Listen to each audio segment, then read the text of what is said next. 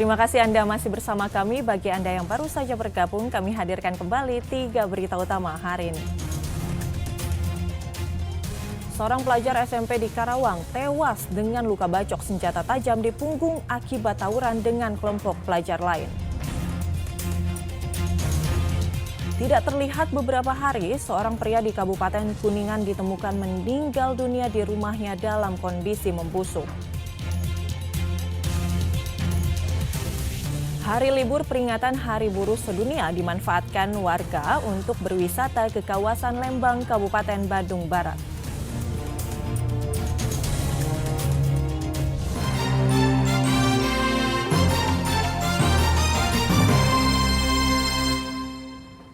Libur Hari Buruh Sedunia dimanfaatkan warga untuk berwisata ke kawasan Lembang di Kabupaten Bandung Barat.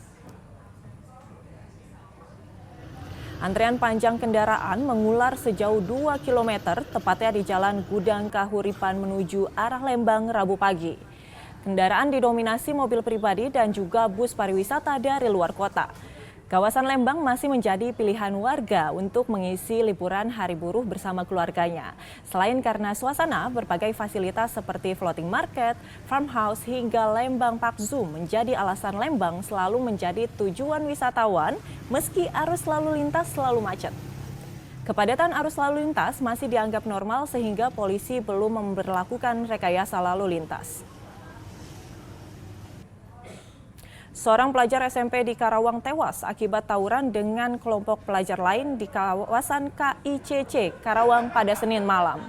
Korban menghembuskan nafas terakhir pada hari Selasa karena luka bacok senjata tajam di punggungnya. Seorang pelajar SMP tewas meregang nyawa akibat tawuran pelajar di Karawang pada Senin malam. Korban tewas adalah Fauzi, pelajar kelas 2 SMP Negeri 2 Teluk Jambi Barat, Karawang. Fauzi tewas pada hari Selasa karena luka bacokan pada bagian punggung setelah sebelumnya korban sempat pingsan. Nyawa korban tak tertolong meski sempat dibawa ke rumah sakit oleh 2 orang temannya. Menurut orang tua korban, tawuran antar pelajar ini terjadi di kawasan KIIC, Karawang. Izin pamit mau kemana? Dia mau beli nasi goreng ke ibunya.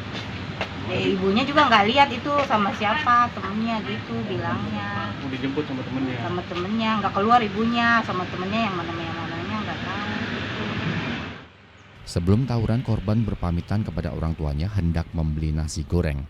Namun di tengah jalan, korban diduga diberitahu kedua temannya akan ada penyerangan dari pelajar lainnya di lokasi kawasan KIIC Karawang. Bersama teman-temannya, korban yang datang ke lokasi tiba-tiba diserang kelompok pelajar lainnya yang sudah berada di lokasi. Nyari anak, Iya, ketemu langsung ke UGD, katanya kata UGD udah di ruang forensik ya. Itu mah karena ada security banyak, Pak, kalau motor katanya yang membawa saya tahan karena tidak memberi keterangan katanya, karena korban sudah meninggal dunia. Nah, Kasus tawuran antar pelajar ini masih diselidiki petugas Polsek Teluk Jambi Barat. Samsu Nursyam melaporkan dari Karawang.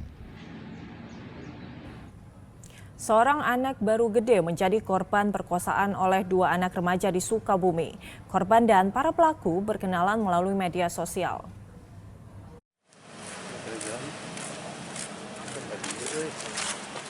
Polisi menangkap 1 dari 2 orang remaja pelaku perkosaan terhadap seorang gadis ke Mapolres Sukabumi.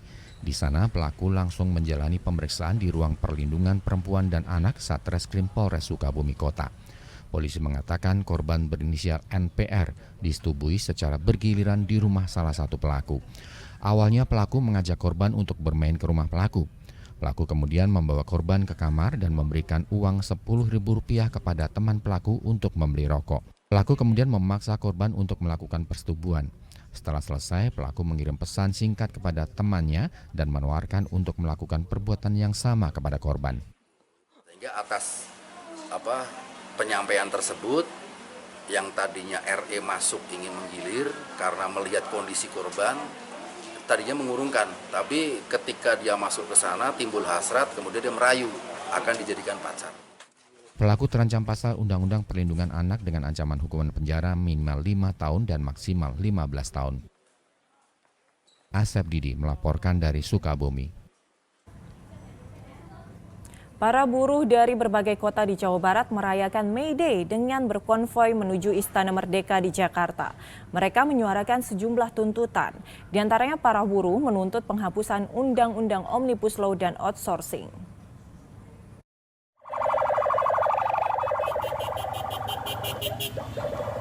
Dengan sepeda motor, ratusan buruh yang tergabung dalam Serikat Pekerja Kimia Energi Pertambangan berkonvoi menuju Istana Merdeka Jakarta. Para buruh dilepas pihak kepolisian dan Dinas Ketenagakerjaan Kota Bogor. Mereka hendak bergabung dengan para buruh lain dari berbagai daerah di Indonesia untuk merayakan May Day tahun 2024. Pada Hari Buruh Sedunia kali ini, sejumlah isu lama masih menjadi tuntutan para buruh. Tetap kita hapus outsourcing dan cabut Omnibus Law, hapus outsourcing dan upah murah. Untuk dari teman-teman serikat ini yang berangkat berapa orang? Kurang lebih kita anggota, kita semua 600, tapi yang berangkat karena ada yang shift 3 juga, kita memaksa untuk berangkat. Akhirnya kita terakhir itu ada sekitar 412 orang dengan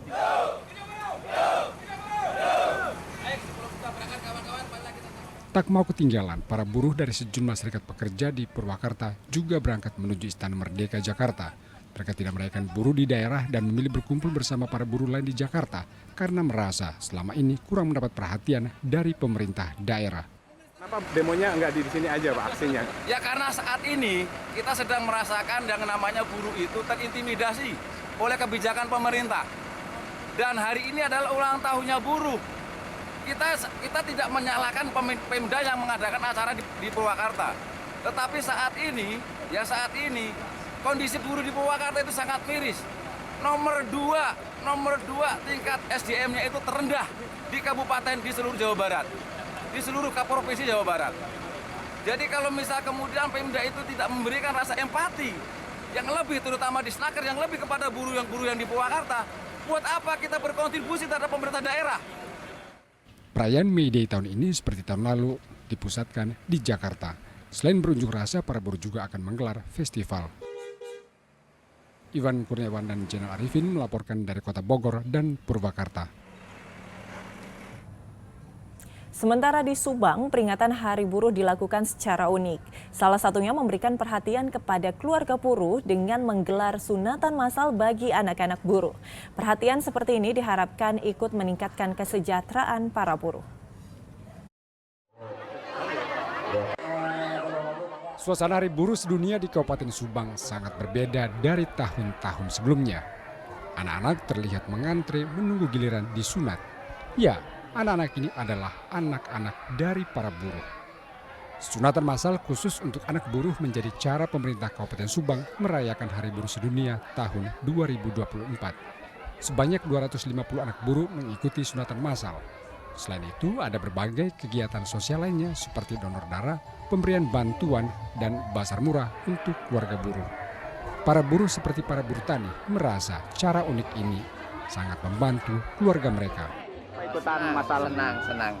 Terima kasih kepada Kabupaten Subang ini yang memberikan perhatian kepada anak-anak kami, anak-anak yang butuh perhatian. Bapak pekerjaan buruh? Kerjaan buruh. Oh buruh, ya. Buruh tani Pak ya.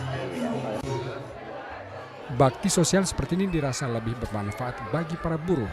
Namun pemerintah tetap mendukung langkah buruh lain yang merayakan May Day dengan cara berunjuk rasa agar nasib mereka benar-benar diperhatikan pemerintah. Tentunya kita berharap dari waktu ke waktu buruh itu semakin sejahtera, semakin makmur, ya, sehingga akan meningkatkan kesejahteraan buruh.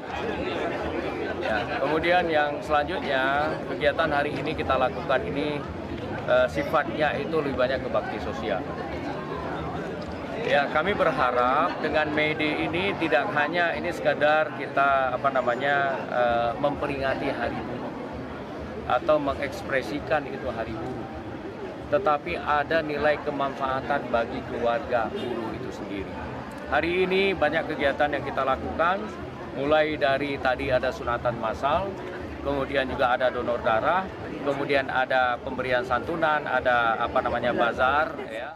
Bakti sosial khusus untuk para buruh didukung sejumlah perusahaan dan unsur buruh.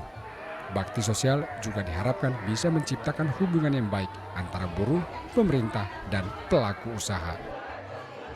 Jenal Arifin melaporkan dari Subang. Pemerintah Kabupaten Garut menyampaikan data terakhir kerusakan rumah dan fasilitas umum pasca terjadinya gempa bumi beberapa hari lalu. Pemkab menyatakan kerugian akibat gempa bumi mencapai 5,8 miliar rupiah. Gempa bumi 6,2 magnitudo yang terjadi pada Sabtu malam pekan lalu di Garut mengakibatkan banyaknya kerusakan baik rumah warga maupun fasilitas umum. Jumlah kerusakan semakin bertambah seiring masuknya laporan dari setiap kecamatan secara bertahap. Pemerintah setempat menggelar rapat verifikasi data bersama semua pihak, termasuk lintas sektoral dari TNI dan Polri. Tercatat 66 desa dari 26 kecamatan terdampak dengan korban luka sebanyak 6 orang. Sementara rumah warga yang terdampak gempa mencapai 243 unit dengan rincian 8 rusak berat, 36 sedang dan 154 lainnya rusak ringan dan sisanya belum terkategori. Sedangkan fasilitas umum yang terdampak sebanyak 27 unit. Biasanya kami memberikan skema bantuan perbaikan rumah untuk masyarakat. Sehingga POM-nya adalah semacam simulan. Untuk yang rusak, kualifikasi yang biasa kita sampaikan adalah 15 juta. Untuk kualifikasi yang terkategori sedang, kita kasih 5 juta. Dan untuk yang ringan itu, kalau kemarin di 1 juta, mungkin sekarang bertambah lagi 1 juta. Pemkab menyatakan total kerugian akibat gempa bumi mencapai lebih dari 5,8 miliar rupiah. Eko Setiabudi melaporkan dari Garut. Event Adventure Off-Road Bukit Parahyangan yang digelar selama 3 hari di kawasan Cibadak, Kabupaten Sukabumi, ramai peserta maupun pengunjung. Event bertujuan untuk mengenalkan wisata alam dan off-roadnya.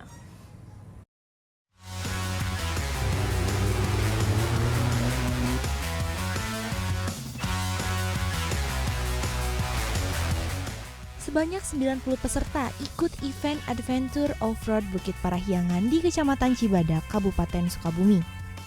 Tidak sedikit dari peserta merupakan usia lanjut. Mereka adalah legenda off-road tanah air. Kegiatan sebagai ajang silaturahmi sekaligus tantangan bagi para pembalap mobil dengan penggerak 4x4. Selain itu, event ini juga jadi ajang pengenalan wisata alam karena medannya ekstrim untuk dilewati. Tanjakan dan turunannya tajam serta berlumpur.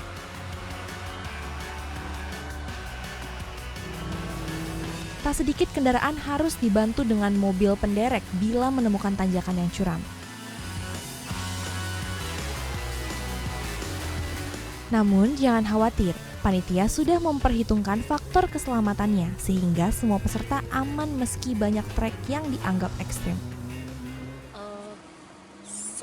Kebetulan saya suka sama alam, jadi ya kayak kembali ke alam itu. Kalau saya seperti refreshing dari kegiatan-kegiatan di Jakarta yang bikin hiruk pikuk, di sini merasa damai.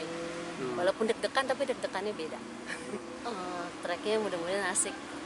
Baru pertama aja udah nguin, siapa lagi di atas nanti kita lihat nanti ya. Semua kalau saya ngelihatnya panitianya di sini well prepared. Terus juga treknya juga mumpuni untuk kendaraan-kendaraan 4x4. Jadi buat saya kesannya untuk event sekarang ini sangat mengasihkan lah kalau buat saya. Ada 4 trek, di mana setiap peserta wajib menyelesaikan 1 dari 4 trek yang disediakan.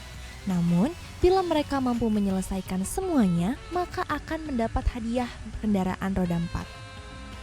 Kita mengumpulkan para off-roader untuk bisa mempererat silaturahim, tali silaturahim. Gitu. Oke. Dan sambil kita itu masing-masing sharing, menimba ilmu tentang regulasi, tentang keselamatan mobil, keselamatan orangnya juga. Harapannya bahwa off-roader itu tidak melulu merusak alam. Bukit Parahyangan akan dijadikan medan untuk para off-roader dengan jarak yang tidak terlalu jauh namun cukup menantang adrenalin. Asep Didi melaporkan dari Sukabumi. Informasi tadi mengakhiri jumpa kita. Atas nama rekan yang bertugas, saya Agisa Febila mengucapkan terima kasih atas kebersamaan Anda. Selamat beraktivitas dan sampai jumpa.